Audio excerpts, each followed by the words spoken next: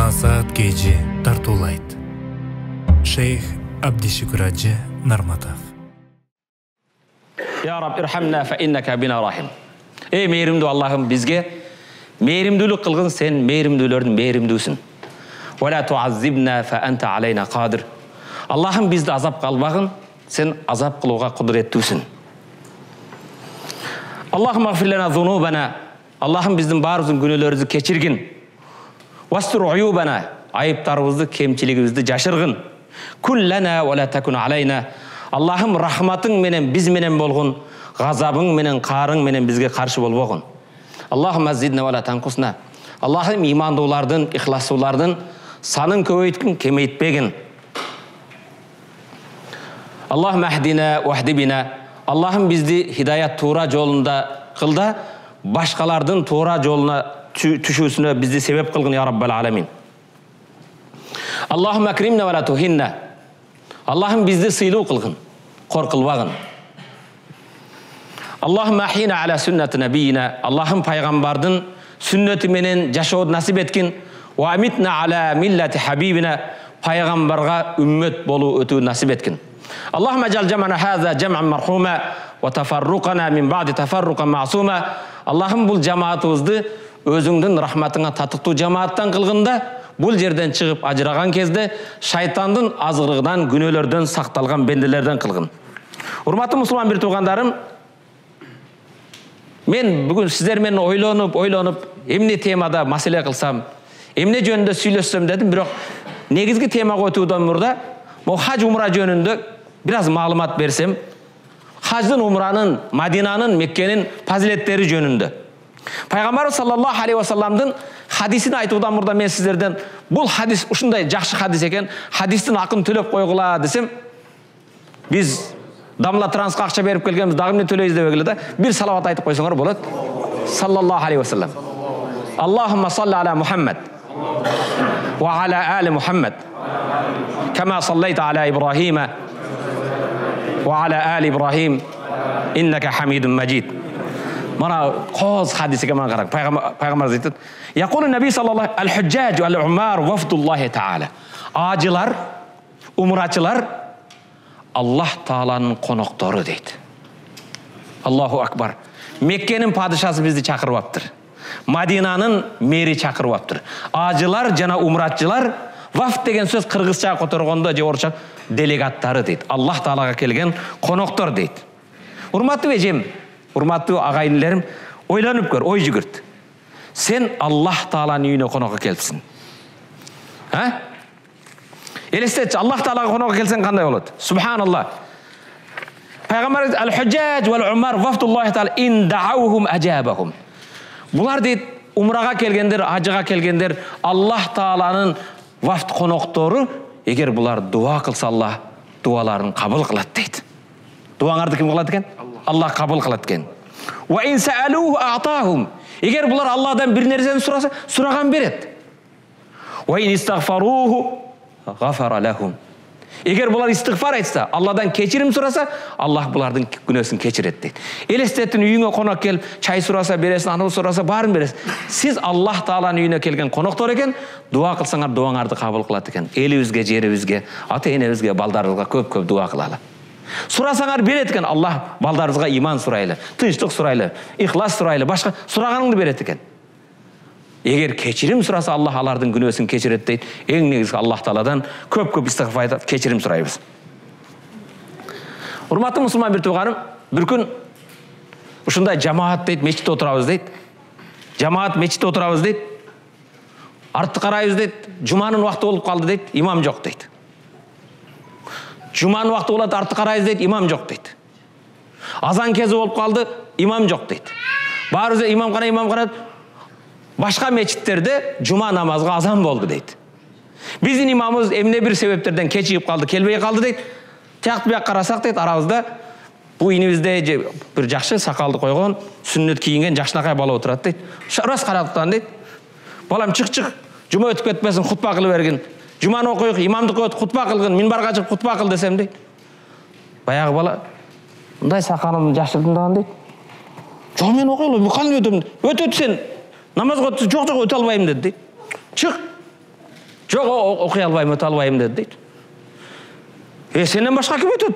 Арабызда сен чық деле дейсіз, баяғы шықпайды дейді. Андан дейді, екінші, үшінші қатарда дайым отырған бұл ақсақалды мен бір кere бұл жерге алған жоқпын. Ушу ақсақалдай қарыған бір ақсақал отырады дейді. Ал ақсақал мектепке барған емес, кітап оқығанды да білмейді, басқаны білмейді. Бір ақсақал тұрып, мен өтем деп қалды дейді. Жұма намазға, хутбаға мен шығам деді дейді. Біреуіні шығара албайсыз дейді, оны қой, сіз қаяқты өтпеңіз. Мектеп оқыған болса, қағаз оқығанды білмесеңіз, кітап оқыған, қойым. Мо жігіт шықсыз. Біреуіні шығара албайсыз дейді, біреуіні отырғыз албайсыз дейді. Мен шығам деді дейді. Бірақ намаздың уақыты болып қалды, ана мәжбүр, жаңағы ақсақал дейді, шықты дейді. Әмел шықсаң шықты десек. Минбарға шықты дағы, хутба қылудың шарттары, әлхамдулилля, Аллах Тағала мақтау хамды сана айту, салават айту. Соны айтса, хутба жайына келеді. Негізі, әлхамдулилля, салату вассалам, бұл нәрселер айтылғаннан кейін, хутба өз орнына келеді. Салаватын айтты, башқаны айтқаннан кейін дейді, ушыл мен мұны айтайын деген, ушыл хадиске келді. Мо хадиске тоқталды. Бұл хадис Пайғамбар саллаллаху алейхи вассаламнан риуаят қылынған, көп бардық имамдар білген. Буниял ислам аля хамс. Ислам дini 5 нәрсенің үстінде тұрады дейді. Ислам дini бір құрылыс сияқты елестетсеңіз, ал 5 нәрсенің үстінде тұрады екен. Биринчisi, ашхаду ла илаха иллаллах ва анна Мухаммадан расулуллах. Исламдың бірінші түркігі гуәлік беру. Ашхаду ла илаха иллаллах, ибадат қылуға, біздің сыйынуға татықты бір Құдайдан башқа ешбір Аллах жоқ. Исламдың бірінші үркін не екен? Ашхаду ла илаха иллаллах. Бұл имам баяғы ақсақал шықты дағында, урматтуу жамаат, Аллах Таалаға мақтаулар болсын, дуа саламдар болсын, пайғамбарға дуа саламдар болсын, салаваттар айтам, Аллах Таала мақтаулар айтам. Урматтуу жамаат, билип коюңуздар, ислам динибиз 5 нерсенин үстүндө турат экен. Ашхаду ла илаха иллаллах. Келиңиздер баарыбыз ла илаха иллаллах деп айталы дей. Ла илаха иллаллах. Мухаммадур расулуллах. Бул келиме менен жашайлы, балдарыбызга үйрөтөлү, кыздарыбызга үйрөтөлү, келиндерибизге үйрөтөлү, неберелерибизге үйрөтөлү. Иман менен, ислам менен жашайлы. Ла илаха иллаллах Мухаммадур расулуллах. Пайгамбар ушул келимеге чакырган. Биз да башкаларды ушул келимеге чакырайлы, ушул менен жашайлы, ушул келиме менен жан берейли деди дейт баягыча. Андан кейін айтты, исламдың екінші, ва иқамы сала, намазды иқам оқу емес. Салаты салады, иқамы сала, намазды тұрғызу дейді. Намазды тұрғызу, пайғамбар намазыңарды тұрғыз деген өзінде тақ атқарғылы деген сөз. Жөнекелі жер чұқы деген емес, кегелер. Исламдың екінші үргін намаз екен. Балдарымыздың намаз үйретөлі, қыздарымызға намаз үйретөлі, намаз менен жашайлы, бейнамаз болбайлы, башқа қылбайлы деп мұны барын айтты. Ас-сала имады дин, намаз диннің түркігі, ким намазын оқсал диннің түрқамыз, фәмән таракат салата фақат хадамат дин, ал намазды таштаған, динін талқалап жоқ қылған болады, деді дейді. Урматтуу жамаат, диніміздің üçüncüsü Васауму Рамадан, Рамазан айында ораза қармағандық екен. Ораза ушундай улуу айлар екен. Ораза қармашыбыз екен. Оразаның фазилеттері жөнінде сөйледі дейді. Барын айтты дейді. Айтқаннан кейін исламның 5-ші парызы кім айтады? Ва хаджил бейт мен истата илей сабила. Ким құдіреті жетсе, мүмкіншілігі бар адам өмірінде бір ажыға бару деді дейді. Неге? Аллах Таала ажыға баруды бұйырып тұр. Кимне ким мүмкіншілігі болса өмірінде бір жол ажыға барсын екен. Бая чалдың сөзі. Дегеннен кейін де, урматтуу жамаат ажыға баралы тапқан ақшабызды туш келгенге чачып, юбилей қылып, башқа қылып, жылдық өткізілмей қылбастан, ажыларға умраларға іштетелі, шул жаққа сарптайлы, Аллахым өзіңнің үйіңді зиярат қылуға насип еткен, Аллахым пайғамбарды барып зиярат қылу насип еткен, пайғамбары басқан жерде пайғамбар намаз оқыған, Масжид Набауида намазды насип еткен, өзіңнің Байтуллаға барыш насип еткен, Раббым үйіңе барайын, Раббым үйіңе барайын деп минбардан томалып түшіп кетті дейді. Минбардан құлап түшті дейді. Шұрқап барсақ дейді, жан беріп өртті дейді. Шұрқап жанына барсақ, минбардан жан беріп түшті дейді. Қарыған ақсақал минбардан түшті, жан берді дейді. Анан урматтуу мұсылман бір туғаным, бетті айтайын деген мәселе, кейін мұны айтса, бір алымдардың бірі өсі айтады. Минбардан бұл ақсақал, минбарда бүгінгече мен минбарда өліп тұр дегенде ешкімді оғыл екпін да. Минбарда қаза болып тұр деген ұққан емесмін. Çünkü minbardan жығылып қаза болып тұр, минбардан жан беріп түшіп тұр деген ұққан емес. Кейін алымдар айтты, бұл кіші өмірінде иманға, исламға дават қылып жүрсе керек. Пайғамбар шыққан минбарға шығып, ал жерде жан беріш әркімге насип қылбайды. Бұл иманда, исламда бекем жүрген үшін, исламға дават қылған үшін ушундай қаза болғанға деген сұраулар түсіп қалды. Жоқ, бұл дават қылған емес дейді. Бұл алым емес дейді. Бұл илимді емес, бұл білімді емес дейді. Не дейді? Бұның илим білімі жоқ дейді. Бұл дават қылған емес десе. Жоқ, алымдар айтты, бұл дават қылған дейді. Бұл дават қылған үшін Аллах Таала ушундай өмүрдү, өлүмдү насип кылды деп кийин сүрүштүрсө, бул кишинин дааваты ушул экен. 5 убакыт намазды мешитте окуйт экен. Бирок мешитке бара жаткан кезде, о жамаат, о айылдаштарым, ла илаха иллаллах дегиле, Мухаммад Расулуллах дегиле, иманда болгула, имандын түркү болгон намазга баргыла, иманда бекем болгула, балдарга намаз үйрөт. Мешитке барганда шуну эле айта берет экен. Неге чакырат экен? Ла илаха иллаллах, Мухаммад Расулуллах ушул келмесине чакырат. Ла илаха иллаллах, Мухаммад Расулуллах, ла илаха иллаллах шуга чакырат экен, ушуну айтып жүр. Анан көрүп тур, мундан артык даават барбы? Ушуга чакырган үчүн бул аксакал дейт, минбарда Аллах насип кылып, имамдын кечүүсүдө хутба кылып тур, жума күнү минбарда каза болду дейт. Каза болгондо да эмне деп акыркы сөзү? Аллахым мени өзүңдүн үйүңө насип кылгын. Мана ал киши ошо үйгө куса болгондуктан ыйлап туруп минбарда жан берсе, Аллах Таала силерди насип кылып тур. Аллахтын үйүнө келдиңер, пайгамбар алейхисаламдын мешитине келдиңер. Бул жерде дайым дуа менен ибадат. Эми келиңиздер. Мен негизги 5 хадис, 5 исламдын 5 нерсесин айтып койдум, а? Эми фадлул харамайн аля сайрил билад. Мадина менен Меккенин башка шаарлардан өзгөчөлүгү, анын фазилети, улуулугу эмнеде? Биринчи урматтуу мусулман бир тууган, хуа маулудул ислам. Мекке менен Мадина исламдын төрөлүп, исламдын булагы. Ислам таркаган жер, Куран түшкөн жер, пайгамбар жүргөн жер, сахабалар жүргөн жер. Пайгамбар алейхиссалам төрөлгөн жер. Пайгамбар алейхиссалам хидаятка чакырган, даават кылган жер. Урматтуу мусулман бир тууган, пайгамбар эң сүйгөн жер. Пайгамбар алейхиссалам ушул жерден дүйнөгө динди таркаткан жер. Пайгамбар саллаллаху алейхи ва саллям мындай дейт.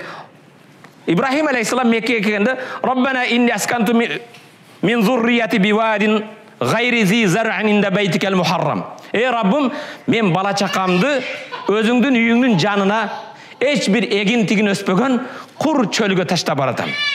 Роббана, эмне үчүн таштап баратам? Караң, Ибрахим алейхиссалам дуасы Хажар энебиз менен Исмаилди таштап бара жаткан кезде мындай деп калган. Роббана инни асканту мин зуррияти бивадин гайри зи зар'ин. Эй Раббым, мен өзүмдүн зуррият, урпагымды эгин өспөгөн, эч болбогон жерге үйүңдүн жанына таштап баратам. Үй курсунбу? Бизнес кылсым жок. Лиюқимус сала. Лиюқимус сала намазды тургузуу үчүн. Намаз окуусу үчүн. Намазды башкаларга үйрөт. Фаж'ал аф'идата минан нас таху илейхим. Адамдардын жүрөгү куса кылган, сагынган жер кылып кой бул жерде. Меккени, Мадинаны адамдардын жүрөгү эңсеген жер кылып койгун. Варзукхум минас самарат. Жана түрдүү мөмөлөрдүн рызкы берген. Лааллахум яшкурун. Кана эми алар шүгүр кылса деп Ибрахим алейхиссалам дуа кылды. Андан кийин урматтуу мусулман бир тууганым, бул биз азыр жүргөн Мадина менен Мекке ушундай берекелүү жер. Бул Макка Мадина вахи түшкөн, Жабраил алейхиссалам түшкөн жер.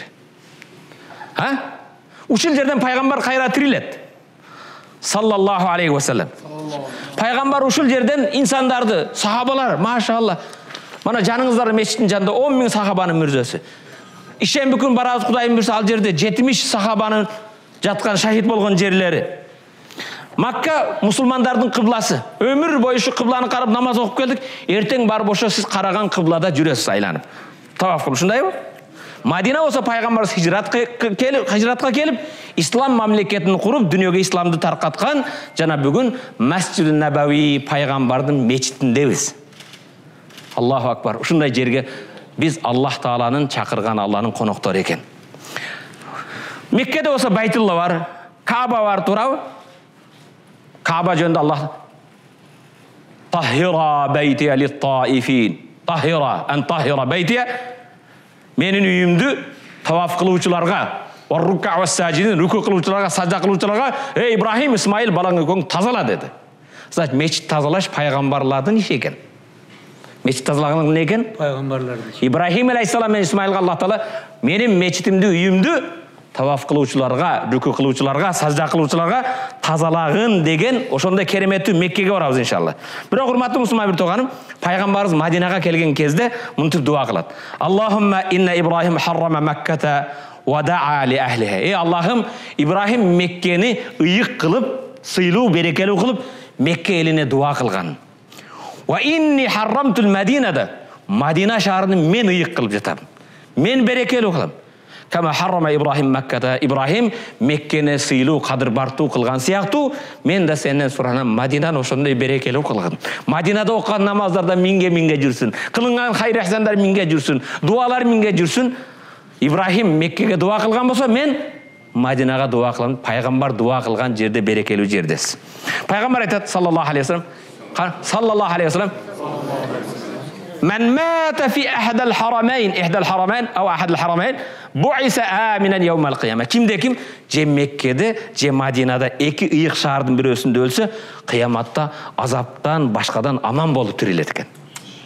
Allahu akbar. Kebirler şu yakta olsam, sögün ap ketem. Bunu arkimge nasip kılmaydı. Bırak bunun mani sulçeri öl degen söz emez. Çünkü İnne men mâte bil Mekke bu'ise yevmel kıyame minel aminin. Kim Mekke'de ölse kıyamatta azaptan aman bolgan insanların katarında tiriletken. Allahu akbar, garanti değil. Ve men mâte bil Medine, Medine'de ölgen insan da kıyamatta azaptan aman bolgan adamların katarında tiriletken. Hurmatlı Müslüman bir tuğan, al ne için? Peygamberin şefaatine tatıptı olur. Bu hadis bir salavat aytağız. Yaqulu Nebi sallallahu aleyhi ve sellem, ana evvelu men tenşakku anhul ard. Kıyamet gününde birinci görü jarılıp, jer jarılıp çığa turgan paygambarımız eken. Sallallahu aleyhi ve sellem. Birinci paygambar aytadi, menin görüm jarılıp men çıgamın deydi. Summa Abu Bakr. Paygambarımızdan keyinle Musa aleyhisselam, İsa aleyhisselam emes eken. Abu Bakr Sıddıq'tın kabri jarılıp alıp turat eken. Summa Umar, keyin Hazreti Umar tiret. Allahu akbar. Summa ati ahlel Baqi, keyin paygambar Abu Bakr Umar'da alıp Baqi'ga kelem deydi. Janagı 10.000 sahaba jatkan Baqi 10.000 sahaba jatkan mürzöge kelem deydi.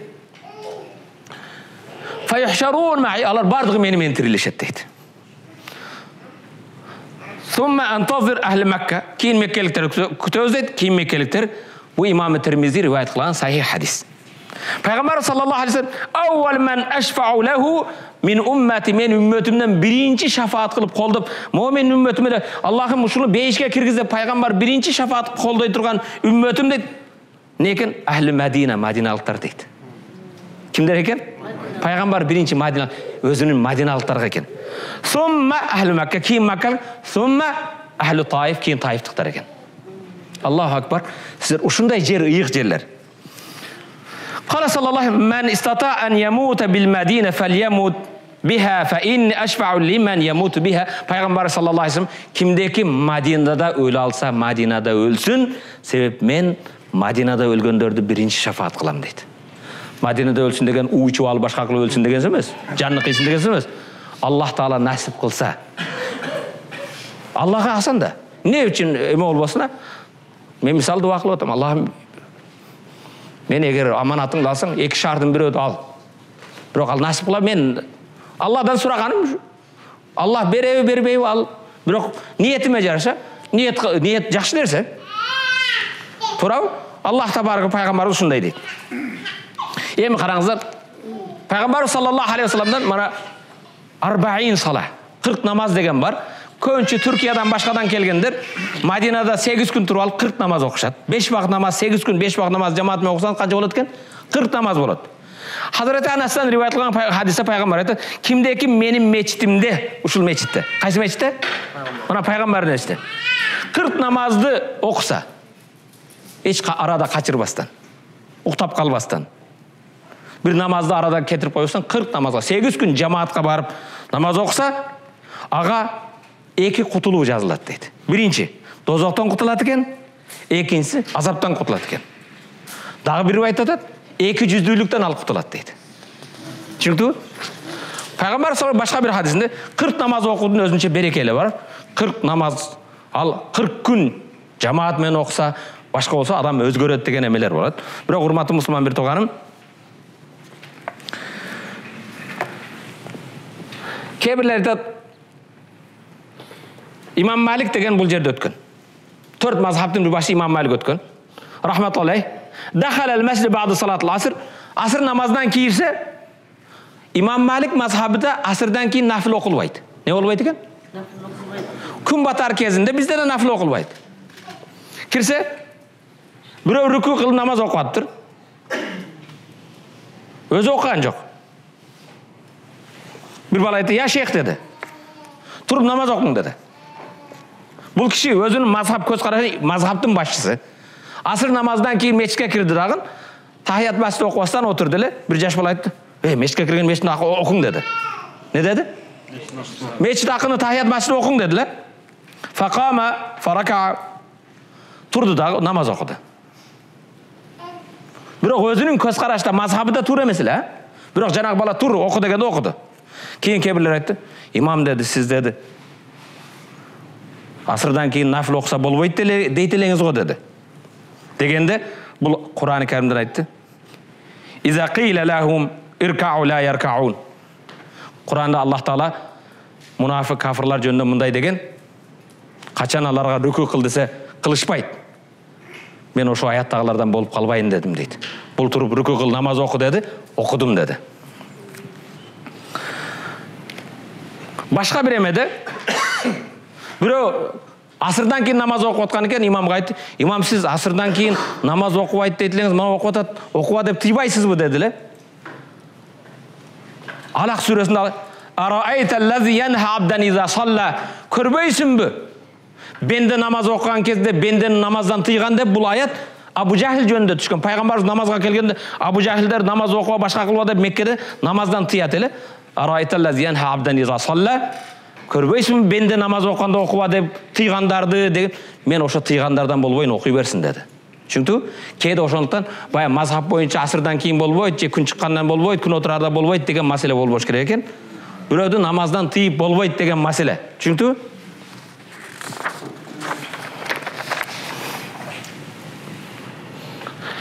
Hurmatlı musulman bir tuğanım, hazır negizge sizlerge aytayın dep emek lay деген Masjid-i Nabavi masjidi, bizim ilk meçhide namaz okula turgan nerse ne kılabız? Peygamber sallallahu aleyhi ve sellem aytadi: "Salatun fi mescidi haza." Bu mo menin meçhidimde. Mescidi haza деген manavu menin meçhidimde deydi Peygamber. Moreki menin meçhidimde namaz hayrun min alfi salatun fi ma siwa. Bundan başka yerde okulgan 1000 namazdan жақсырақ deydi.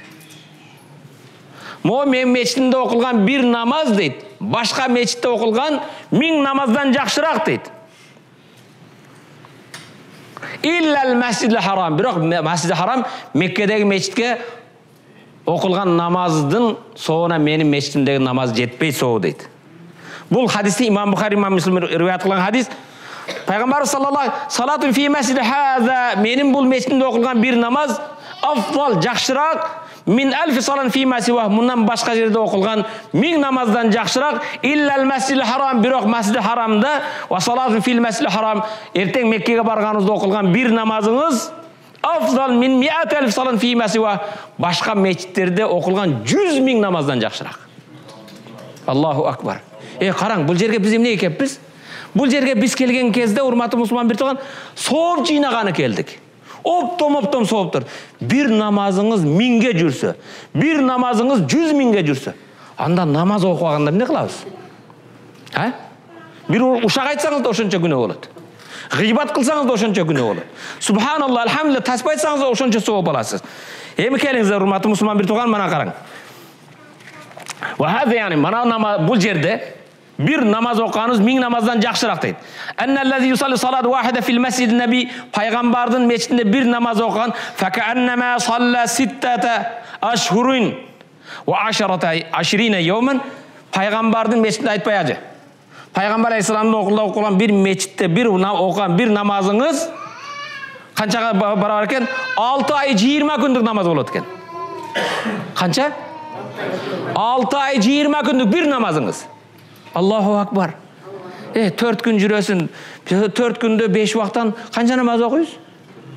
Андан ташқары нафил намазы, bir namazыңыз 6 ay 20 күн екен. Ва ман салла хам салават яумиян.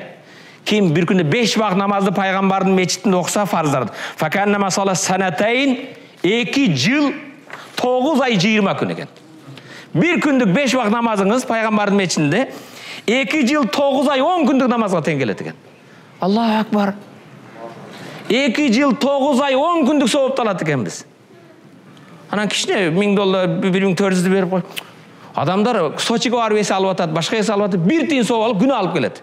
Жарым жылаңач башкаларга карап. Урматтуу мусулман бир тууган, бетте 5 вак намаз кече окудук, Бүгүн 5 вак окудукпу? Бүгүнкү окуган намазыңар 2 жыл 9 ай 10 күнгө тегилет экен. Аллаху акбар. Соо ошончо.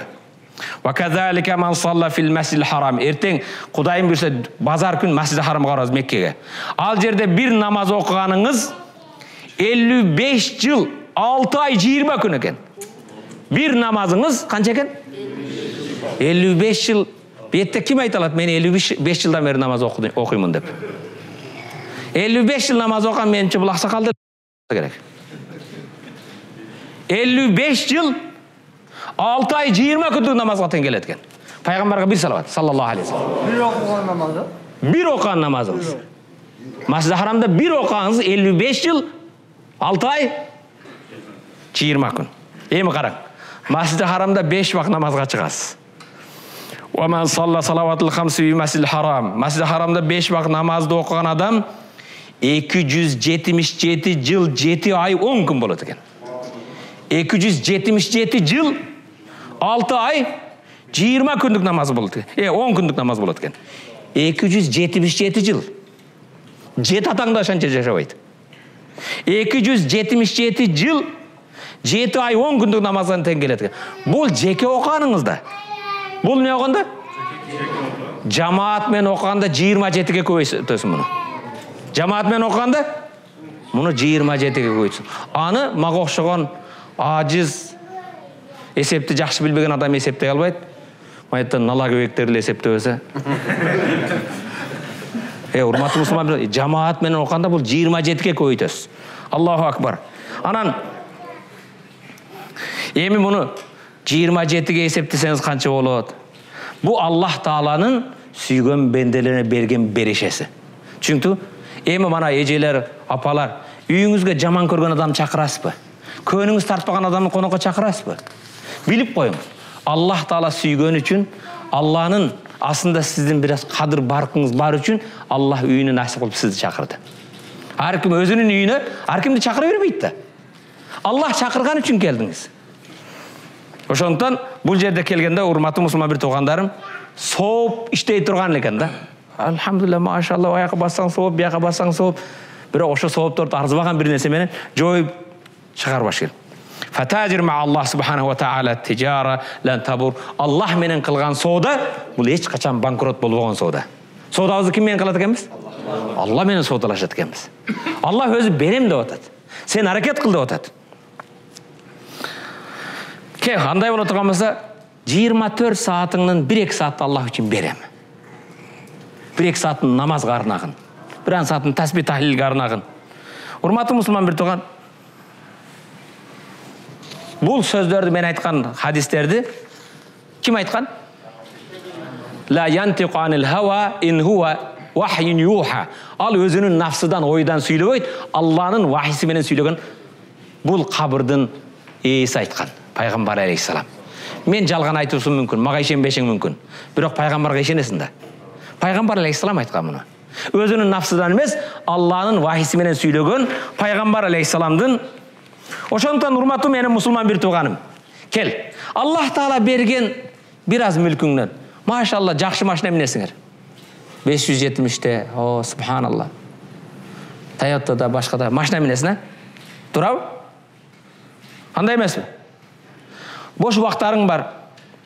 Кел, ошол Аллах Таала берген мал мүлкүңдөн дүнүйөң бир азын Аллах үчүн арна мана. Кудайыма шүгүр арнап келдиңер да, турабы? Кичине ажыратып Аллага. Пайгамбар саллаллаху алейхи ва саллям хуффатул жанна бил макари. Бейиштин айланасы инсандын жүрөгүнө жакпаган нерселер менен тосулуп калган дейт. Бейиштин айланасы не экен? Инсандын табиаты, нафсы каалабаган нерселер менен оролгон дейт. Ва хуффатун нар би шахват, алем дозок инсандын шахваты, кумары каалаган нерселер менен тосулган дейт. Кээде көлгө башкага семейни барып дей салайын, башка кылайын десе чачып бересиң, юбилей десе чачып бересиң, дин рождение десе чачасың. Анан кээде умра үчүн, Аллах үчүн, мечит үчүн, кайрымдылык үчүн жолоңдош дегенде, бул бейиштин айласы не экен? Нафсын каалабаган нерселер менен эме болуп калган дейт. Ошондон урматтуу мусулман бир тууганым, дүнүйөнү алдын койбостон акыретти ойлойлу. Allah Kur'an dedi: "Ve emme men khafa maqama rabbih ve nahan nefsa anil hawa fe innel cennete hiyel ma'wa ve emme men khafa maqama rabbih." Kimde kim Rabbisinin aldına barıp tura turgan kündön, jaratkan Allah Taala'nın астына barıp esep berүү күнүдөн korso. Korkabızmı? Elestetkin erteң esepti kim prokuratura albaydı eкен да. Турабы? Sen işten taştap kettin başka kıldın деп. Же президент, же депутат албайт экен. Allah Taala'nın астына барып esep берген күннөн korso. Ve nahan nefsa anil hawa, nafsını her türlü kalоолордон başkadan тыя билсе. Nafsın kalaganın temekini tartıp koy, bunu içip koy, başka koy, gıybat koydu. Nafsыңды ошол нерселерин тыя билсең, fa innal cennete hiyel ma'wa, anın bara turgan jeri бейиш дейт. Kimde kim Rabbisinin aldına barıp tura turgan күннөн korso, al күннөн korkup erteң Rabbime ne deymin? Ey, Paygambardın meçitine barıp ошол жерде тамеки тарттыңбы? Ошол жерде булгадыңбы десе, эмне деймин? Аллахтын астына барганда эмне деп жооп берем деп корсун. Аллах сага берген ден соолукка эмнеге зыян кылдың? Десе, балдарыңа эмне үчүн иман тарбиясын бербедиң десе, эмне деймин деп Аллахтын астына барып сурак берер күннөн корсо. Аны коркондон кийин корконуң кандай далили? Просто мен тарттым. Корконуңдун далили нафсыңды ошол шахваттан тыясың. Тарткың келип атат, жок, мен тартпайм, мен Кудайдан коркам. Мен de аманат, Allah берген нерсени сактаймын. Allah берген тыйынымды мен адал жолго иштетемин. Нафсыңызды ошолдан тыйсаңыз. Агайым некен? Fa innal cennete hiyel ma'wa, аят бул. Анын бара турган жери бейиш дейт. Нафсыңды тыя билсең, Кудайыңнан корсоң, нафсыңа кул болбосоң, бара турган жериң не экен? Жаннат экен, бейиш экен. Аллаху акбар, Аллах Таала баарыбызга ошо бейишке барууду насип этсин. Урматтуу мусулман бир туган каалагандай бол. Каалаган жолуңда жүргүн. Каалагандай жашагын. Бирок алдыңда эсеп берер күн бар экенин унутпагын. Өмүрүңдүн калганда кел. Өткөнүнөн калган азыраак. Өткөнүнөн калган азырактыр. Мен мисалы билем, мен өзүм үчүн айтам. Менин өткөн өмүрүмдөн калганы аз. Мен жашоомдун 2ден бөлүгү, 3дөн 2 бөлүгүн жашап койдум. Балким андан да көбүн жашап койдум. Калган азыраак. Эгер өмүрүбүздүн калган азыраак болсо, келгиле аракет кылалы. Калганны бир, ахирет үчүн бир сооп иштерди аткарууга аракет кылалы. Пайгамбар саллаллаху алейхи вассалам хадисинде айтат: "Ни'матан магмунун", эки нимат бар, эки байлык бар. Аллах тартуулган нимат бар. Магбунун фихма касирун минан нас. Көптөгөн адамдар ошо эки ниматты кадыр барктап билбейт дейт. Биринчи ас-сиха, ден соолук, вал фараг, бош убакыт дейт. Эмне үчүн урматтуу мусулман бир туган өзүбүздөн мурда кеткендерден ибрат албайбыз? Келиңиздер дагы сиздерди өлүм жөнүндө сүйлөп эмеңиздерди коркутпайын, башка кылбайын. Могу жерде жүргөндө азыр мен ойлонуп, кээ бир менен жүргөн жамааттан бир туугандарым суранды. Дамыла кайсы зикирди көбүрөөк айтсак болот? Тилибизде эмне менен алек кылсак болот деп сурангандар үчүн ойлонуп карасам, урматтуу мусулман бир туган, мен айтканды аткарсаңыз, көптөгөн Аллах Тааланын берген берекесин көрөсүн. Бирок бир ибадат бар. Неде ибадат бар экен? Ал ибадат эң жеңил ибадат. Кандай ибадат экен? Бул ибадат сизден даарат талап кылбайт. Эмнени талап кылбайт экен? Гусулду талап кылбайт. Убактыңды талап кылбайт. Акча талап кылбайт. Күч талап кылбайт. Аллах табарак керемет Кур'ан: "Я айюхаллазина аману зкуруллаха зикран касира." Я айюхаллазина аману, о Аллахнын барлыгына билген иман келтирген бени, узкуруллаха зикран касира, Аллахны көп эстегиле дейт. Не экен? Эми карагыла. Аллахны эсте деген башка, көп эсте деген башка. Зикир деген ибадат бар, зикир деген не экен? Эстөө деген сөз. Эстегендин тескериси эмне болот? Унутуу болот. Азыр бирөөң бул жерден чыгып туруп, мой тазалаган бир жетим жесирге 1 риал берип коюп садака кылдым десең болот. 10 риал берип коюп садака кылдым десеңиз болот. Эртең бир ороза кармап туруп, мен нафил ороза кармадым десеңиз болот. Чүнктү 2 рекат намаз окуп, мен нафил намаз окудум десеңиз болот. Тахажжудга турдум десеңиз болот. Бирок урматтуу мусулман бир туган, 2 жолу субханалла, алхамдулилля деп коюп, мен Аллахны зикир кылдым десеңиз болбойт. Эмне үчүн? Зикирдин шарты даарат эмес экен. Зикирдин шарты кыбланы карашта шарт эмес. Зикирдин шарты жай намазга отуруш шарт эмес. Зикирдин шарты керек болсо, эжелер кечиресиң, үзүрүлүү кезде да зикир кылса болот. Чүнктү? Бирок зикирдин бир эле шарты бар. Узкуруллаха зикран касира, көп зикир кылгыла дейт. Себеп зикир кылынуучу биз эстеген ким? Эстей турган ким? Аллах унутууга арзыбайт, унутпаш керек аны. Аны көп эстешибиз керек. Өмүрүңдү ким берди? Аллах. Акылыңды ким берди? Бул жерге ким келтирди? Ким насип кылды? Перзентиңди ким берди? Иманга ким багышат? Аны бир жолу эстеп койсоң болобу. Азыр бирөөңнүн кагазың бирдемеге түшүп кетсе, алып берип койсо, рахмат, рахмат дейсиң, а? Бир алып түшүп кеткен калемиңди алып берип койгон, ушунча рахмат дей турган болсоң, сен өмүрүңдү берсе, акылыңды берсе, мал мүлкүңдү берсе, иманды берсе, башканы берсе, аны бир жолу субханалла деп кой, ана мен зикир кылдым дейсиңби? Зикирдин шарты эмне экен? Билип коелу. О иман келтирген Алланы зикир кылгыла деген жок. Узкуруллаха зикран касира. Алланы көп зикир кылгыла дейт. Эстебеңиз. Зикран касира. Урматтуу мусулмандар, жашоодогу кайгы кападан, жашоодогу башыңдагы көйгөйлүү маселелерден, үйдөгү проблемалардан, карызыңдан, ооруңдан, бардык баледен кутула турган эң чоң куралың бар. Ал чоң курал Алланы зикир кылуу. Алланы көп зикир кылсаң, иншалла жашооң өзгөрөт, турмушуң өзгөрөт, үй бүлө өзгөрөт, бардык нерсе өзгөрөт. Буга далил урматтуу мусулмандар, пайгамбарыбыз саллаллаху алейхи вассалам васият кылган. Кээде айтат, мен атам васият кылды эле, атамдын мүрзөсүнө силикон кирпичтен күмбөз кылышым керек дейт. Атаң өлгөндөн кийин атаңдын бул эмеси, шариатка туура келбеген васиятты аткарат. Бул васият атаңдын васияты эмес, Чубак ажынын, Абдышкүрдүн васияты эмес, кимдин васияты экен? Расулулла саллаллаху алейхи вассалам васияты, пайгамбар алейхиссаламдын васияты урматтуу мусулмандар.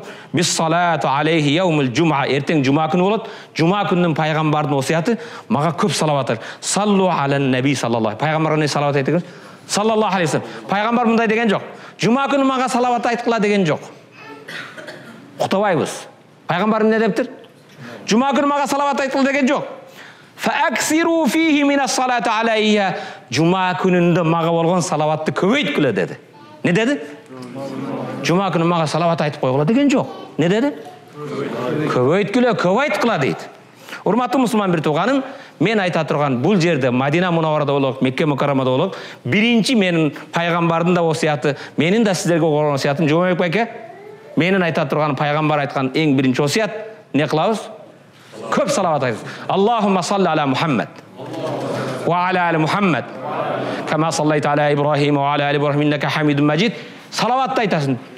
Биринчи зикирдин, мен азыр 6 нерсеге токтолом. Биринчиси не экен? Биринчи көп айта турганыбыз, дамла каяктан алып келди, биз билбеген дуаны айтты деп эле, баарын билесиң. Аллахумма салли аля Мухаммад ва аля али Мухаммад. Аллахумма салли аля Мухаммад ва аля али Мухаммад кама саллайта аля Ибрахим ва аля Ибрахим иннака хамидун мажид. Не кылат экенбиз? Салават айтабыз иншалла. Көп салават айтабыз. Урматтуу мусулман бир тууган, мен ойлондум, жамаатыма эмнени айтсам, кайсы зикирлерди үйрөтсөм деп, биринчи мусулман бир тууганым, зикир кылуудун бир шарты көп айтат экенбиз. Зикир кылган Аллах Таала айтат: Узкуруллах, Алланы зикран касира. Аллазина язкуруна Аллах қияман. Алланы туруп зикир кылгандар дейт. Болобу экен? Туруп зикир кылсак болот экен. Ва аля жунубихим. Жатып алып. Аллазина язкуруна қияман ва қуудан, отуруп алып зикир кылса болот экен. Ва аля жунуб, жатып алып зикир кылса да болот экен. Болобу? Төшөккө жаттыңда телефон эмес, зикир. 2 мүнөт зикир айтып уктап каласың. Шайтан сени койбойт, укта дейт. Неге зикир кыласың? Сооп иштебе дейт. Ошондон урматтуу мусулман бир тууганы, сенин жашооңдогу эң чоң куралың зикир экен. Мен айта турган зикирдин биринчиси салават менен алейк болобуз иншалла. Куда каласа кайгың, капаң, ооруларың, проблемаларың, бардык күнөөлөрүң кечирилет. Биринчи зикирдин түрү ас-салату аля наби, пайгамбарга салават айтуу. Эсиңиздерде калдыбы? Биринчи зикир эмне экен? Пайгамбар алейхиссалам салават айтуу. Ас-салату вассаламу алейке я Расулаллах. Билген түргө айта бергиле. Ат-тахияттагын айткыла. Эми караң. Az-zikri sani, экинчи мен үйрөтө турган нерсе, бир салават айтсаңар айтып берем. Экинчи урматым, касратул истигфар, көп истигфар айтуу. Астагфируллах, астагфируллах, астагфируллах дегени мени кечиргин Аллахым. Аллахым мени кечиргин. Аллах мени кечиргин. Төрөлгөнүмдө периштеден айырмам жок, hiç bir günüm жок еді. Саға зияратқа келгенімде, үйіңе келгенде, пайғамбардың жанына келгенде, тырмағымнан башыма hiç таза жерім жоқ, барды күнәлерім бар. Астағфирулла, астағфирулла, астағфирулла, астағфирулла. Урматты мұсылман бір туған, егер Аллах Таала сенің тіліңе истигфарды илхам қылған болса, истигфар айтуды сенің тіліңе салып қойған болса, истигфар сен тұрғаныңда басқаңда астағфирулла, астағфирулла, астағфирулла десе, истигфар айтуға Аллах жардам берсе айтасың. Мен қиымында айта албайсың. Қолыңда тасбih болса да айта албайсың, Аллах айтыр болса. Егер Аллах саға илхам қылып истигфар айта алай тұрған болсаң, бош уақыңда жүргеніңде астағфирулла. Астағфирулла білесіз, қана астағфирулла. Астағфирулла. Астағфирулла. Астағфирулла. Ва атуб илей. Аға тауба қылам. Же болбосам, жазалам десеңде жазуны қалағандар жазып алсын. Астағфируллахал азим. Аллази ла илаха илля хуа ал-хайюл қайюм ва атуб илейх. Қысқасы астағфируллаха таала ва атуб илейх. Улы Аллаға тауба қылам ва атуб илейх. Кешірім сұраймын, тауба қылам. Астағфирулла есіңерді қалады да? Астағфирулла, астағфирулла. Құдай мені кешірген. Ва атуб илейх, аға тауба қылам. Астағфирулла. Урматты мұсылман, мән әлзәмәл истигфар жаалаллаху лаху мин кулли хаммин фаража. Пайғамбар айтады, ким тилиге дайым истигфарды лазым тұтса, дайым истигфар мен алек болса, Аллах Таала ал адамға ич жаале мин кулли хаммин фаража. Барды қайғыдан ашқыштар береді. Қайғыдан шығып кетеді екенсің. Ва мин кулли дайқин фаража. Әрбір тардан кенендік береді дейді. Ва разақаху мин хайсу ла яхтасиб. Сіз күтпеген жерден, сіз есеп қылбаған жерден Аллах рызқыңызды береді дейді. Кімге? Истигфарды көп айтқанға. Қараңай, қайғыңызды жояды екен. Жолыңыз ашылбағанда жолымды ашайын деп қаяқта көз ашық барасың да. Сода болбай жатады, жолымды ашып алайын. Жолыңды ашу үшін жолы қайсы екен? Истигфар, астағфирулла, астағфирулла. Күтілбеген жерден ешіктер ашылады екен. Жұмыштар ашылып кетеді екен. Андан кейін сен күтпеген жерден Аллах рызқыңа, оқатыңа, өміріңе, бала шағаңа береке береді. Аллаху акбар. Bir danışmandan сұрап тұрды, жұмышыңызға, үйден жұмышыңызды қанша шақырым алыстықта десе, ерте менен пробка болған кезде жеткіче 2000 жолы тасбih истигфар айтам, егер жол ашық болса 600 истигфар айтқанда жеті барам деп. Егер жолда барып истигфар менен машина айдасақ, истигфар менен жүрсек, субханалла, бізде жаңа проблема болбойды. Кеше машинада келе жатып көрдіңдер, автобус бір машинаны тарс түртіп алып, бампер кіріп кетті. Қырғызстанда болғанда чуалып жақалашады эле, гайыны шақырады эле. Бұл не қылды? Астағфирулла, астағфирулла. Екеуі күліп кете берді. Темір деді. Темірдің қишайған үшін мен сенің көңіліңді орытпаймын деді. Мұсылманның көңілі не деді? Жоғары тұрады деді. Біреудің көңілін алу. Темірім кішіне қишайды, темірдің қишайған үшін мен сенің көңіліңді орытпаймын деді. Bir жаш бала, кішінекей жаш бала, жерде отырып алып жетім бала, жерде бірдемен сызып отырады екен да, қалемменен ұмтып сызып отырса, бір ежекей, ежебізге ұқсаған ежекей келіп, бала мен не қылып отырсың десе, баланың үсті киімі жыртық екен.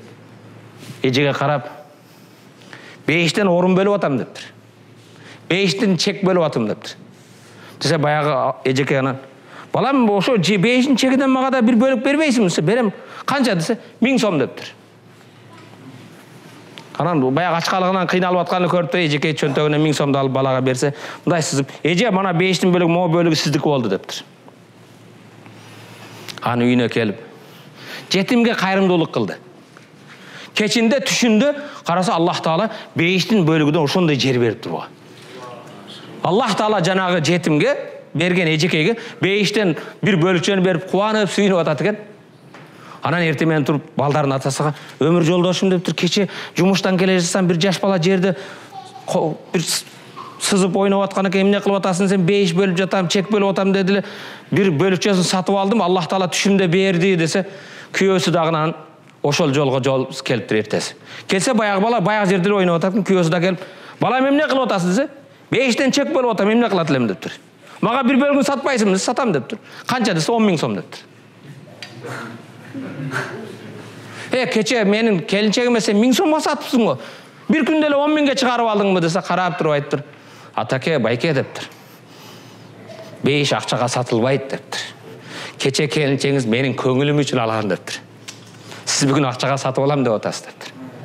5-тің жолы көңілменен болады деп тұр. Бирөөдүн көңүлүн алуу, көңүлүн орутпа. İnsanны бирөөгө бир эме тартуула. Мына сүйүктүү пайгамбарыбыз саллаллаху алейхи вассалам табассумука фи вajhi ахика садака. Бир мусулманга табассум жылмайып карагандык. Таластык ба экен деп. Жылмайып караган садака экен дей. Тыйым бербе, бир аз жылмайганыңды аяйсыңбы? Мен айтайын деген нерсе, экинчи, биринчиси эмне эле? Салават. Экинчиси истигфар, астагфируллах, астагфируллах. Күнүгө кемиде мен айтам, кеткиче, кемиде. Мен баягынтып отурдум да, азан менен такбирдин арасында астагфируллах ва атубу илейх, астагфируллах ва атубу илейх деп, эме кылсам, 2000 жолу айтса болот экен. 2000 айтса болот экен. 100 жолу айтканың 1 минут, 2 минут албайт. Айтсак болобу? Мен силерге тапшырып берем, иншалла менен келген жамаат күнүгө 2000 эмес 5000ден истигфар айтат. 5000ден салават айтат деп ойлойм. Айтабыз а? Же айтпайбызбы? Эки зикир тапшырма болду. Биринчиси салават, экинчиси истигфар. Үчүнчүсү аззикр салис. Я зал жалали вал икрам. Я зал жалали вал икрам. Кайталайбыз. Я зал жалали вал икрам. Я зал жалали вал икрам. Я зал жалали вал икрам. Я зал жалали вал икрам. Я зал жалали вал икрам. Иксар. Муну урматтуу мусулман бир тууган пайгамбар бул сүннөт. Не экен бул? Бирок сүннат махжура деген кээ-бир унутулган сүннөттөр бар канда. Адамдар алыстатып койгон, адамдар унуткан сүннөттөрдөн бирөөсү я зал жалали вал икрам. Не экен? Пайгамбар саллаллаху алейхи вассалам бир хадис айтат. Пайгамбар алейхиссалам ализу зал жалали вал икрам. Ализу бия зал жалали вал икрам. Ализу деген аксиру деген. Я зал жалали вал икрамды көп айткыла деген. Бул пайгамбардын осуяты. Не дептир? Я зал жалали вал икрам. Я зал жалали вал икрам. Я зал жалали вал икрам. Мана пайгамбар буну көп айткыла деди. Эмне үчүн пайгамбар я зал жалали вал икрам? Мана мунун маанысын билгиңер келеби? Пайгамбарга бир салават. Не дейт экенбиз? Я зал жалали вал икрам. Я зал жалали, ey ya zal jamal. Ey sululardın sulusu Allah'ım. Ey ululardın ulusu Allah'ım. Ya zal celal. Celal, sulu, kemal, tolluk, kemtiksiz, ayıpsız bolgan Allah'ım degen söz. Ne eken? Ey sululardın sulusu Allah'ım. Ey ne? Kemal, tolluk, kemtiksiz, ulu bolgan Allah'ım. Vel azama, ululuktun iyisi bolgan Allah'ım. Vel ikram degen manisi, ikram degeni sıylovçu, berүүчү, берешен деген сөз. Керемет деген сөз. Мунун маанisi я зал жалал вал икрам дегени Аллах Таалага мактап айтасың да бирөөсү. О, түкем кандай жакшы жигит. Турусбек атеп ахлактуу, намазында менин досум ушундай сүйнөсүңбү? Же сүйүнбөйсүңбү? Айтпай ажы мен ушундай кошунам бар. Аллах табарак ва таала ушундай жакшы кошуна берген. Аллах Таала силерге да ушундай кошуна насип этсин. Кичипейли иманда, исламда бекем. Бир ишим болсо биринчи чуркап жеткен. Муну мактасам жагабы? Кимин жаман көрөсүң?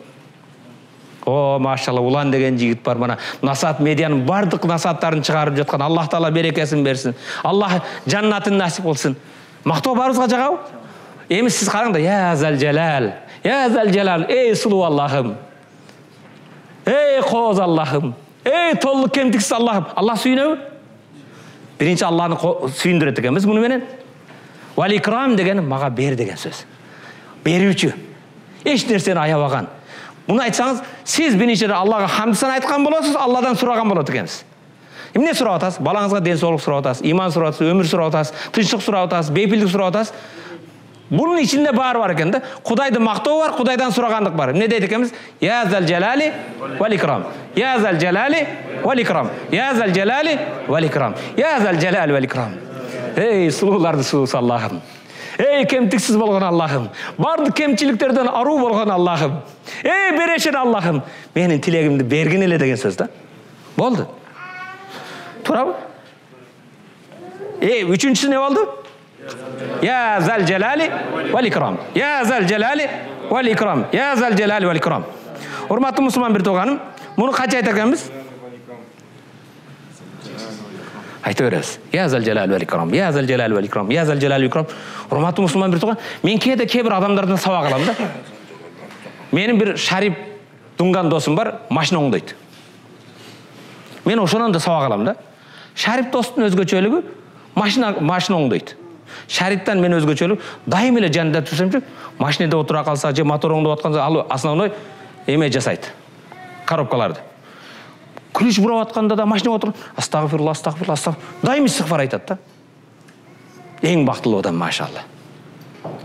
Ошо машина оңдогон мастерден мен өзүмө алган сабагым, дайыма истигфар айтат, кээде ичимде болуп кетем.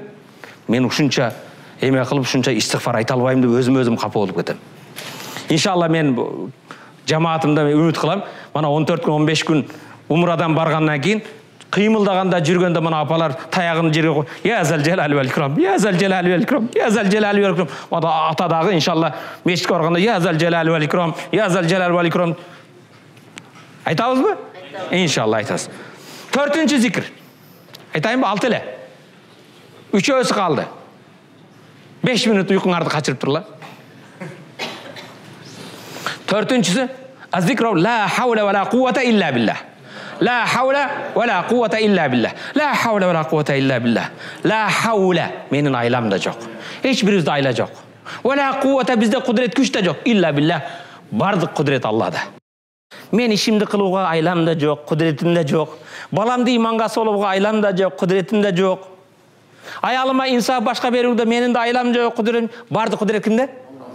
La havle ve la kuvvete illa billah. La havle ve la kuvvete illa billah. Allah'ım bardık kemçiligimde, bardık muhtaçlığımda senden ne kadar soram. Menin aylam yok, kudretim yok, gücüm yok, kolumdan kelbeyt. Kıl albayımın, jasay albayım, birok sen jasaysın. Sen kılasın. Sen menin yüreğimdeki bilүүчүsүn. La havle ve la kuvvete illa billah. La havle ve la kuvvete illa billah. La havle ve la kuvvete illa billah. Peygamber sallallahu aleyhi ve sellem sahabalarga bunu wasiyat kılgan. La havle ve la kuvvete kanzun min kunuzil cennet. Bul beyiştin kenlerinden bir ken deydi. Beyiştin kenini açıklar kelebe? Beyiştin keniden bolgon bir ken, kumtor ken emes eken. Kayсы eken? La havle ve la kuvvete illa billah. La havle ve la kuvvete illa billah. Kanzun min kunuzil cennet. Peygamber aleyhisselam örün sahabalarga aytır. Beyiştin keniden bir kendi üreteyim sizlerge dese. Üretin. Peygamber la havle ve la kuvvete illa billah. Urmatlı musulman bir tuğan. Eğer bunu jattap alsanız, la havle ve la kuvvete billah. Bunu köp ayta turgan bolsanız ha? Oylanıp aytsanız, la havle ve la kuvvete jönle popogayda jattap alıp, la havle ve la kuvvete illa billah, la havle ve la kuvvete illa billah. Jok. Manisi kebir. Allah menin aylamda jok, kudretimde jok. Kudret bar sende, güç sende. Sağa gana tayanam, senden soranam degen söz da.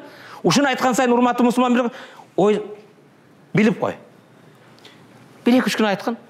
Turmuşuңda özgörgöndü görösün. Bir özgörüş, acayip sen kütpögen nerselerdi görösün. Allah beret. Subhanallah, Kur'an jattayın desең жаттай албай жатасың. La havle ve la kuvvete illa billah. Mana Araplarda bir жақсы эме бар да, кээде ушундай тарбия болуп калган. Бирөөдү бир нерсени жаттайын десе, жаттата албаса, бир нерсени кылайын десе, кыла албай калса, la havle ve la kuvvete illa billah. Кудайым, мен муну аракет кылып атам, бул жасай албай жатат, окуй албай жатат. Кудурет өзүңдө, менде айлам жок да, мен мойнумдагыны аткарып атам, бирок кудурет кимде? Сендесин деген эле сөз да. 5-нчини, 4-нчини үйрөндүкпү? 4-нчи эмне? La havle. Birinci emne ile. İkincisi. Üçüncüsü. Ya zel celal vel ikram. Ya zel celal vel ikram. Dördüncüsü. Kebirler aytat. Hacıka siz bizdi mekteptegilerde kaytalaştı. Esiңерде kalsın деп атам да. Beşincisi. Az-zikril khamis huwa dua Nabiyullah Yunus aleyhisselam. Yunus peygamber kittin içine düşürüp kalgan kezdegi dua. Бұл 5-нчи берилип ушу умурадан кеткиче жаттайбыз. Дайым айтабыз. 5-нчи мен айта турган ойлонуп эмнени жеткизсем деген 5-нчи өзгөчө бир дуа, зикир Yunus пайгамбар кеттин ичинде айткан: La ilaha illa anta subhanaka inni kuntu minaz zalimin. La ilaha illa anta subhanaka inni kuntu minaz zalimin. La ilaha illa anta subhanaka inni kuntu minaz zalimin. La ilaha illa ant. Сыйынууга, ибадат кылууга сенден башка эч ким жок. Ибадатка, сыйынууга, сажда кылууга сен гана барсың. La ilaha illa ant subhanaka. Subhanaka деген сага тасбih айтам деген. Сени бардык кемчиликтен аруу билем деген сөз. Subhanaka ululаймын. Seni isim sıfatlarının tazalığın bardıq kemçilikten arulаймын. Subhanaka. İnni kuntu minaz zalimin. Men özüm zulüm kılganlardan boldum. İnni kuntu minaz zalimin. Men özüm zulüm kılganlardan boldum. Kantip zulüm kıldım? Sen namaz oku degen kezde okuy albadım. Sen tameki tartpa degende tartpay koybodum. Sen anı kıldı kıl albadım. İnni kuntu minaz zalimin. Кимиң мен залым емесмін дейсің? Залым біреуге емес, өзіңнің нафсыңа зұлым қылдың. 30-ға кіргенде араң намаз баштадым, 45-ке кіргенде сажда қылдым. 50-ге кіргенде бірінші жол сағал сажда қылдым. Берген 49 жыл, 50 жыл өміріңді сені танымастан өткізіппін. Мен өзім зұлым қылыппын. Мен залым екенмін. La ilaha illa anta subhanaka inni kuntu minaz zalimin. La ilaha illa anta.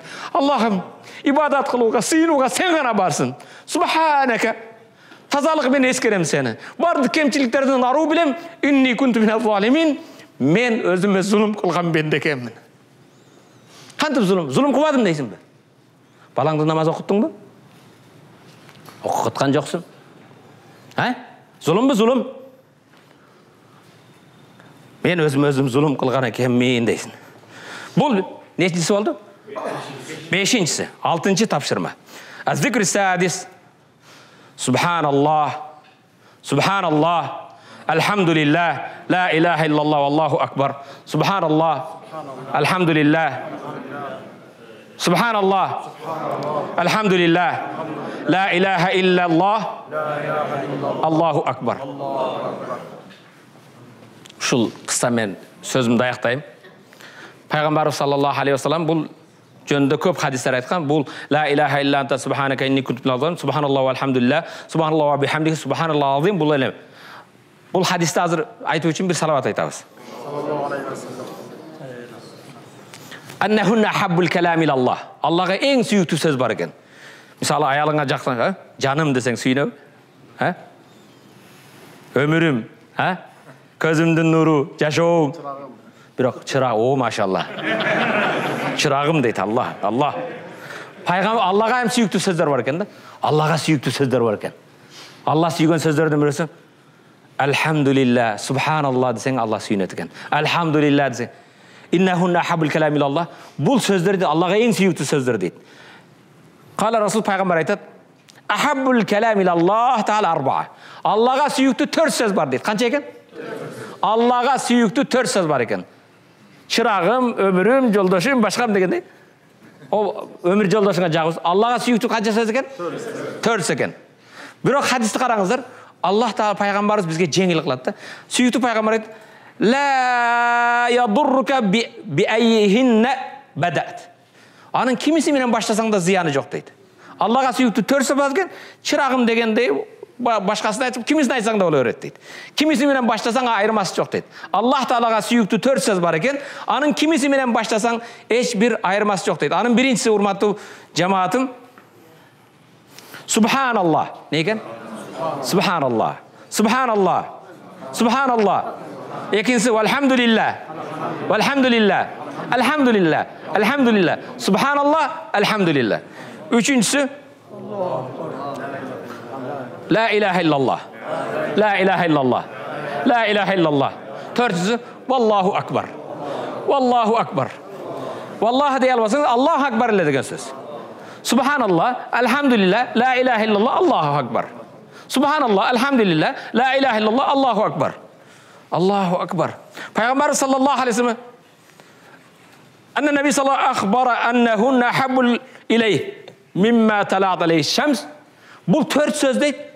Күн шыққан нәрседен бардан жақсырақ дейді. Дүниеде бар нәрседен жақсырақ дейді. Не деген сөз? Subhanallah, elhamdülillah, la ilahe illallah, Allahu akbar. Урматтуу атеке ақсақал. Бұл кішіге оқысаған ақсақал, ұшыл, мұны мұрда емед айтқан, бірақ сіздерді бір ойғоту менен хитам ақыры бір жақшынақа емемен бүтөлі. Кейде инсандарға аят хадис еме айтқанда есінде қалмайды. Bir аңгеме қысса мен айтып берсең, есінде қалады. Имам айтады, намазды оқып бүттім дейді. Намазды оқып бүтіп, жамаатқа қайырылып, Subhanallah, Subhanallah, Subhanallah, Subhanallah тәсбih айтып жатсам дейді. Сафта дайым 5 вақыт намазда еш қалтырбаған, дайым бірінші қатарда оқып жүрген, бұл атақ оқышыған ақсақал басып емес, өрмелеп келді жаныма дейді. Орып қапты, қиналып қапты. Не болып келді дейді? Өрмелеп келді дейді. Келіп еле дейді, имам жаным, балам, маға бір сөз үйрет. Аллах Тааланың астына барғанда маға пайдалы болсын. Үшінші өмір жашадым, барын көрдім. Құдайдың астына барғанда бір пайдалы бір нәрсені үйреткім балам деді дейді. Мен таспа айтып бүте элекпин, дуа кыла элекмин, шашып калдым дейт. Аксакалдын кыйналып жатканын көрүп шашып турам. Андан кийин де таспени дуаны кылбастан атанын колунан кармап мындай дедим дейт. Атаке, кала Расулуллах саллаллаху алейхи вассалам, пайгамбарыбыз мындай дептир. Калиматан хафифатан алал лисан. Эки сөз бар, тилге жеңил. Хабибатан илер рахман. Рахман болгон Аллага сүйүктүү. Сакилатан фил мизан. Таразда оор дептир. Эки сөз бар, тилге жеңил, таразда оор, Аллага сүйүктүү. Субханаллахи ва бихамдихи, субханаллахил азим. Эсиңизде калдыбы? Аксакал айтты дейт. Балам эсимде калды, кайтала деді дейді. Қарып қалғаным жатталып айт қайра деді дейді. Пайғамбар алейхиссалам айтыптыр, екі сөз бар екен, тілге жеңіл екен, таразда оор екен, Аллаға сүйіктүү екен. Субханаллах ва бихамди, субханаллахил азим. Субханаллах ва бихамди, субханаллахил азим. Балам жаттай албадым, қайра айтты дейді. Апа есіңізде қалды? Екі сөз бар екен, таразда оор екен, Аллаға сүйіктүү екен, тілге жеңіл екен. Субханаллах ва бихамди, субханаллахил азим. Балам жаттай албадым, да қайтала деді. Пайғамбар алейхиссалам айттыр, қала Расул саллаллаху алейхи вассалам, калиматан хафифатан алал лисан, екі сөз бар, тілге жеңіл. Хабибатан илар рахман, Аллаға сүйіктүү. Сақилатан фил мизан, таразда оор. Субханаллах ва бихамдихи, субханаллахил азим. Апа ұқтыңыз бы? Пайғамбарымыз айтыптыр, екі сөз бар, Аллаға сүйіктүү, тілге жеңіл, таразда оор. Субханаллах ва бихамдихи, субханаллахил азим. Bir қанша айтқанымнан кейін жаңағы ақсақал айтты, жаттадым балам деді дейді. Есімде қалды дейді. Қана есіңізде қалса айтыңызшы. Пайғамбар алейхиссалам айтып тұр, екі сөз бар. Тілге жеңіл, таразда оор, Аллаға сүйіктүү. Субханаллах ва бихамдихи, субханаллахил азим. Ақсақал дейді, өрмелеп мешіттен шығып үйіне келіпті. Үйіне келіп, ой, балдарының ненесі, өмір жолдашым, ой, кел. Өмір жолдашты қарамап, кемпір, үшінші жашадық. Пайғамбар алейхиссалам айтып тұр, екі сөзі бар, тілге жеңіл, таразда оор, Аллаға сүйіктүү. Субханаллах ва бихамди, субханаллахил азим деп айтып кемпіріне жаттатыпты. Bir малда келіні чай қойыңыз, келінім кел, чайдан бұрда кел. Айнанайын келінім, чырағым, башқам. Пайғамбарымыз айтып тұр, екі сөз бар, тілге жеңіл, таразда оор, Аллаға сүйіктүү. Субханаллахил азим, келін демек тұр. Bir малда невересі оқыштан кезде невереге айтып тұр. Емнеле ким эле келсе айтатканда, тоқты. Пайғамбар алейхиссалам айтып тұр, екі еле сөз бар екен, тілге жеңіл екен, таразда оор екен, Аллаға сүйіктүү екен. Субханаллах ва бихамди, субханаллахил азим. Бұл ақсақал ушунан кейін 6 ай өмірін ушумен арнап тұр. Жолыққан келе тоқтап алып, Расулуллах саллаллаху алейхи вассалам мындай дептір. Қандай дептір? Екі сөз бар, тілге жеңіл, таразда оор, Аллаға сүйіктүү. Ал сөз субханаллах ва бихамди, субханаллахил азим. Жолыққандың барын құлағын құртын жеп ушун айтат екен.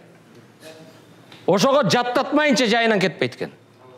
Көчеде болсын, базарда болсын, кимді қармап қасылы қармап, ой, аяшығылым сен беден, түкенің досы паланчы беден. Пайғамбар айттыр, екі сөз бар, тілге жеңіл, таразда оор, Аллаға сүйіктүү, субханаллах ва субханаллахил азим. 6 ай ушундай жүрүп, бір күн анан парок сердце болуп ооруп калыптыр. Ооруканага түштү дейт. Ооруканада укол кылган медсестра кесе айтат, ага айтат, башка айтат. Кийин катуу ооругандан аксакал 6 ай ушунга чакырды дейт. Комага түшүп калыптыр. Комада жатат дейт. Bir канча жаткандан кийин врачтар келип, балдарын чакырып, туугандар эми биздин колубуздан келбейт эч нерсе, бизде айла калган жок. Үйгө алып баргыла акыркы күндөрүн өзүнүн үйүндө, кемпиринин жанында өткөзсүн. Биз колдон келгенин кылдык, алып кеткиле десе дейт. Балдары, кыздары, келиндери, небелери топтолуп келген. Келіп атабызды алып кетейік деп тұрса, баяғы ақсақал қоқыстан Аллах табарак ва тааланын кудурети менен комадан көзүн ачып калыптыр. Өзүнө келип, да караса, баласы турат, келини турат, небереси турат, башкасы турат. Алардын жанында ак халатчан, тумагын кийген, кулактыгын тагынган врач турат. Мындай карап ушуга айта элек да. Балам доктор, дарыгер балам, врач балам, бекер, чакын кел. Врач балам кел, доктор балам, құлағыңды тосқын. Пайғамбар алейхиссалам айтып тұр, екі сөз бар, Аллаға сүйіктүү, таразда оор, тілге жеңіл. Расулла айтып тұр балам, екі сөз бар, тілге жеңіл, таразда оор, Аллаға сүйіктүү. Субханаллах ва бихамдихи, субханаллахил азим. Субханаллах ва бихамдихи, субханаллахил азим деп жан беріп дейді. Шул сөзмен жан берді дейді. Субханаллах ва бихамдихи, субханаллах азим. Аманат рух көтерілді дейді. Болды. Урматтуу мусулман бир тууганым. Бул аксакал атага окшогон, балким арабча сабаты жоктур, Куран окуган билбегендир. Бир хадисти үйрөндү да, калган өмүрү бою ошол хадисти жеткизди. Пайгамбар алейхиссалам сүйүктүү пайгамбарыбыз айтты: "Баллигу анни валау ая." Менден бир аят болсо да жеткизгиле дейт. Сиз көп нерсе билесиз. Силер көп нерсе билесиңер. Бул жерде жаткан көп сахабалардан да көп нерсени билесиңер. Бирок биз жеткизбейбиз. Биз аракет кылбайбыз. Келгиле, калган өмүрүбүздү ушул жерде үйрөнгөн нерселер менен турмушубузду өзгөртүп жашайлы. Бир аракет кылалы. Динибизге бир салым кошолу. Пайгамбар алейхиссалам ажыга барган кезде 124 миң сахаба болгон. 124 миң пайгамбарды көрүп иманга келген, пайгамбардын жанында кызматка даяр болгон, иманда исламда бекем болгон. 100 канча экен? 24 миң сахаба ажыда болгон. Бирок ошонун 10 миңи гана Мадинада. Канчасы? 10 миң. Калган 100 миңи кайда? Калган 100 миңи пайгамбардан бир аятты, бир хадисти тияка жеткизейин, бияка жеткизейин, түштүккө барайын, түндүккө барайын, Магрибке барайын, Африкага барайын, башка барайын. Иман менен жашады, дин камы менен жашады. Алар жеткизди. Бүгүн биз пайгамбардын сүйүктүү үммөттөрү, эгер келип ушу Расулулла саллаллаху алейхи вассаламга татыктуу үммөт болобуз десек, жөнөкөй эле зиярат кылып коюп, "О, Мадинада кооз мурамырлар бар экен, кооз башка бар" деп кетпестен, келгиле. Бир өзгөрөлү. Жашообузда бир максат коелу. Үйрөнгөн нерсебизге иншалла амал кылабызбы? Мен ишенем иншалла, мен бул жамаат Кудай кааласа. Аксакал эсте калдыбы? Эсте калды. Келгиле, мен азыр сиздерге дайым зикир кылуу үчүн 6 зикирди үйрөттүм. Биринчиси салават. Аллахумма салли аля Мухаммад ва аля али Мухаммад кама саллайта аля Ибрахима ва аля али Ибрахим иннака хамидун маджид. Экинчиси истигфар. Астагфируллах, астагфируллах, астагфируллах ва атубу илейх. Аллахым бизди кечиргин. Сага тооба кылабыз. Аллахым бизди кечире көргүн. Бул жамаатты кечиргин. Биз сага жалбарып тооба кылабыз. Истигфар. Үчүнчүсү я зал жалали вал икрам. Я зал жалали вал икрам. Я зал жалали вал икрам. Я зал жалали вал икрам. Пайгамбардын осуяты. Эй, сулуулардын сулуусу. Эй, берешендердин берешени. Эй, кемтиктерден, кемчиликтерден таза болгон улуу Аллахым. Я зал жалали вал икрам. Мактоо айтабыз, жана сенден сурайбыз. Төртүнчүсү ла хаула ва ла куввата илля биллах. Ла хаула ва ла куввата илля биллах. Аллахым биздин айлабыз да жок, кудретибиз да жок. Биздин муктаждыгыбызды, биз эмнеге муктаждыгыбызды баарын сен билүүсүң. Кудрет сенде, күч сенде. Ла хаула ва ла куввата илля биллах. Бейиштин кениден болгон бир кен экен бул. Алтынчысы эмес, бешинчиге келдикпи? Бешинчisi. Ла илаха илля анта субханака инни кунту миназ залимин. Ла илаха илля анта субханака инни кунту миназ залимин. Алтынчысы Аллага сүйүктүү 4 сөз. Кимисинен баштасаң эч бир айырмасы жок дейт. Субханаллах, алхамдулилlah, ла илаха иллаллах, Аллаху акбар. Же болбосо мен оңою акырын дейсиңерди калды. Субханаллах ва бихамдихи, субханаллахул азим. Буну ар айткан сайын бейиште сизге бир көчөт отургузулат экен. Амин. Аллахумма гфир лана зунубана ва каффир анна сайyi'atina ва таваффана мал абрар. Нас'алука я раб, ла тад'ана фи hadhihi al-laylati al-'azima ва фи ardi al-mubaraka alla tada' lana dhanban illa ghafarт. Жараткан Аллахым, өзүңдөн жалбарып суранарым ыйык жума кечелеринде. Жана өзүңдөн ыйыктуу сүйүктүү пайгамбардын шаарында өзүңдөн жалбарып суранарым алаканча бата кылган жамааттын бир да күнөөсүн калтырбастан бар күнөөсүн кечиргин. Вала карбан вала хамман илля фаррajt. Аллахым бир да кайгы капа калтырбастан кайгыларды жоюп кубанычка айландыргын. Вала айбан илля сатар. Вала айбан илля сатар. Аллахым бир да айып кемчилик калтырбастан кемчиликтерди жашыргын жана оңдогун я Раббал алемин. Вала даллан вала асиян илля хадейт.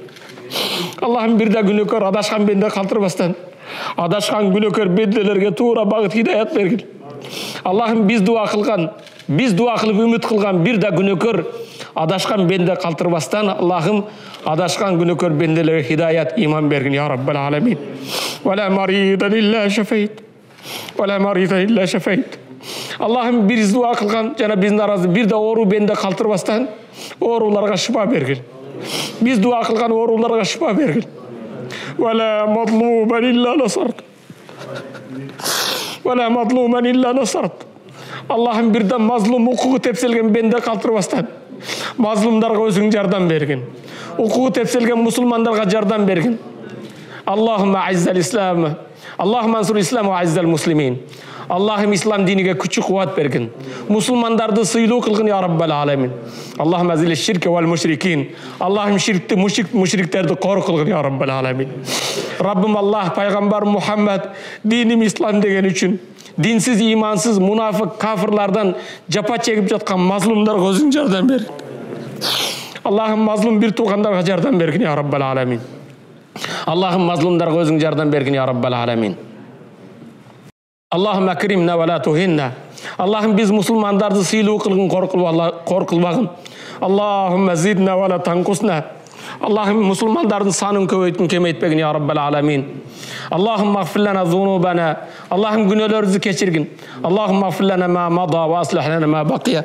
Allah'ım ötken günahlardy keçirgin, kelecek günahdan bizi saktagın. Allah'ım ötken günahlardy keçirgin, kelecek günahlardan bizi saktagın. Allah'ım mağfir lana ma asrarna ve ma a'lanna. Allah'ım aşkere kılgan, kupiya kılgan günahlarımızı keçirgin. Allah'ım aşkere kılgan, kupiya kılgan günahlarımızı keçirgin. Allah'ım mağfir lana ma na'lem ve ma la na'lem. Allah'ım bilip kılgan, bilbey kılgan günahlarımızı keçirgin.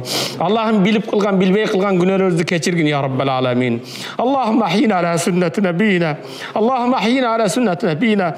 Allah'ım uşul süyüktü paygambarın şaarında, paygambarın canında özünden jalbarıp suralarım. Paygambarın sünnetini, paygambar alıp kelgen dinge hizmet kıluu nasip etkin. Paygambar körsetken jol menen jaşoo nasip etkin. Wa mitna ala millati habibina. Paygambarga ümmet bolup can taslim kıluu nasip etkin. Paygambarga ümmet bolup ötүү nasip etkin ya Rabbel alemin. Allahümme erzukna qablal mevti tawba. Allahümme erzukna qablal mevti tawba. Allah'ım ölüm kelbesden burada tawba kıl nasip etkin. Ölüm kelbesden burada tawba kılıp tawbalarımızı kabul kılgın. Ölüm kelbesden burada tawba kıl nasip etkin. Ve indel mevti kelimete şehade. Ötürkez aşhadu en la ilahe illallah. Ve aşhadu enne Muhammeden abduhu ve rasuluh. Eşhedü en la ilahe illallah ve eşhedü enne Muhammeden Resulullah kelime-i şehademinin can taslim kılın nasip etkin. Ve ba'del mevti cennet. Ölümden keyin Allah'ım birizin barızga beyişini nasip etkin ya Rabbel alemin.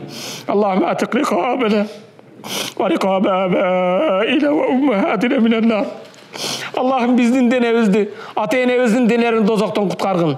Allah'ım bizdin denevizdi, bizdi alpeşte östürgen, aksıtın bergen. Ata-enelerimizin denelerini dozoktan kutkargın. Allah'ım atik rikabena ve rikabe ajdadina ve cennetine minen nar. Allah'ım bizdin denevizdi, çoğun ata çoğun elerimizin denesini dozoktan kutkargın. Allah'ım bizdin denevizdi, çoğun ata çoğun elerimizin denesini dozoktan kutkargın. Allah'ım atik rikabena ve rikabe evladina ve belatina minen nar. Allah'ım bizdin denevizdi, baldarımыздың, kızlarımыздың denelerini dozoktan kutkargın. Allah'ım bizdin denevizdi, baldarımızdı, kızlarımыздың denelerini dozoktan kutkargın ya Rabbel alemin.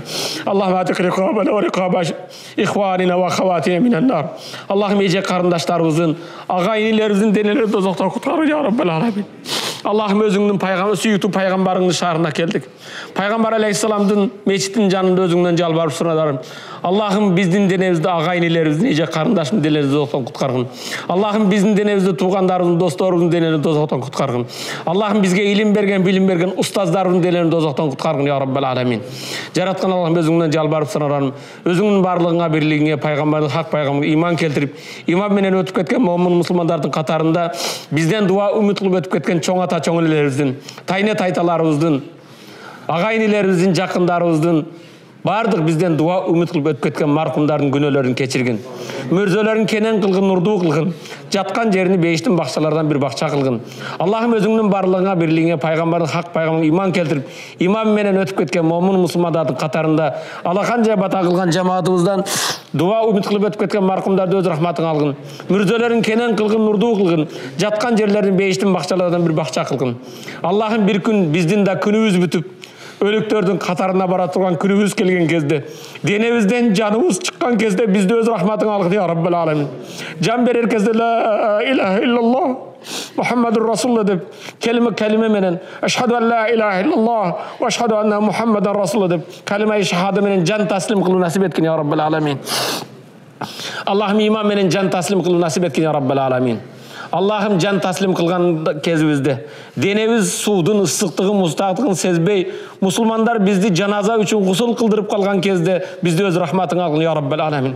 Allah'ım biz özümüz juumbastan musulmanlar bizdi janaza üçün gusul kıldırgan kezde bizdi öz rahmatına algın ya Rabbel alamin. Allah'ım türdü koz kiyimderge menen emes kepinge orolgan günübüzde bizdi öz rahmatına algın. Allah'ım kepinge orolgan günübüz kelgen kezde bizdi öz rahmatına algın ya Rabbel alamin. Allah'ım biz namaz okubastan bizge musulmanlar janaza namazını okuyan kezde öz rahmatına algın ya Rabbel alamin. Allah'ım bizge janaza okulgan kezde bizdi öz rahmatına algın.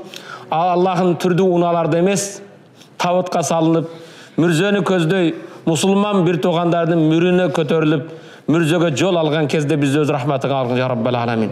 Allah'ım musulman bir toğandardın mürüne kötörülüp mürzönü közdöy jol algan kezde bizdi öz rahmatına algın. Allah'ım mürzöde karan gördü жалгыз kalgan kezibizde bizdi öz rahmatına algın. Munkar ve nakir kelip suro salgan kezde öz rahmatına algın ya Rabbel alamin. Rabbin kim degende Rabbim Allah. Peygamberin kim dese Peygamberimiz Muhammed aleyhisselam dinimiz İslam deb la ilahe illallah Muhammedur Rasulullah deb kelime menen mürzöde köz açuudu barızga nasip etkin ya Rabbel alamin. Allah'ım kabir azabından saktagın. Allah'ım bizdi kabir azabından saktagın. Kıyamet azabından saktagın ya Rabbel alamin. Süyüktü Peygamberin şaharına geldik.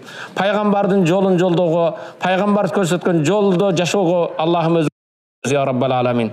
Allah'ım kıyamatta süyüktü Peygamberimiz şafaat nasip kılgın. Alakanca bata kılgan cemaattın mağa belgisi özüne belgili olgun duaların, tileklerin kabul kılgın ya Rabbal alamin. Allahümme Rabbena atina fid dünya hasene ve fil ahireti hasene ve qina azabannar. Allah'ım barızga bul dünyanın жақсылық bergin, ahiretin жақсылық bergin. Kıyamatta barız dozogotdan saktagın ya Rabbal alamin. Allahümme arinal haqqa haqqa varzuqna ittiba'ah. Allah'ım barızga ak jolda körsöt ak jolda juru nasip etkin. Ve arinal batila batilan varzuqna işnabah.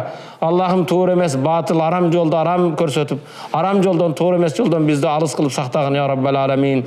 Subhana rabbika rabbil izzati amma yasifun ve selamun alal mursalin velhamdülillahi rabbil alamin ve sallallahu teala ala khayri halqihi Muhammedi ve ala alihi ve ashabi ecmaîn. Amin. Bi rahmetike ya rahman.